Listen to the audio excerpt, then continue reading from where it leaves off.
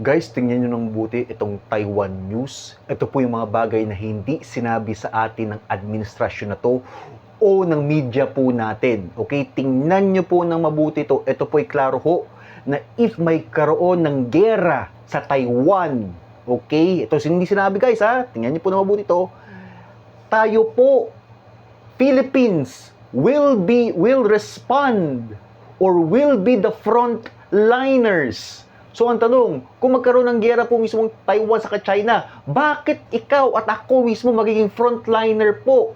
Okay, tingnan niyo ng mabuti ito. Mismong ang presidente po natin ay nagsabi ng ganito sa Taiwan media. Chifei Fan, if a conflict breaks out in the Taiwan Strait, is Taiwan the only one that will suffer?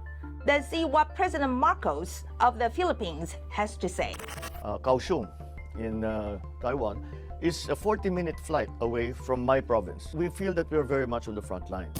That's right. Marcos believes that if a conflict breaks out in the Taiwan Strait, the Philippines will inevitably be drawn in.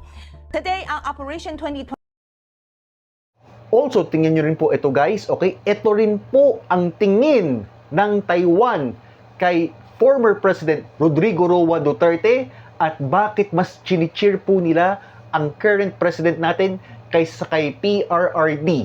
Tingnan nyo ng mabuti ito guys. Alamin nyo po. Them aggressively until they left the area. The Philippines were furious, of course, but then President Duterte's pro-China stance meant they could only protest verbally, essentially having to swallow their anger. However, since President Marcos took office in 2022, the Philippines have toughened their approach to China. This year, when Ito po guys, straight po ito sa Taiwan media itself po guys. You judge po guys, okay?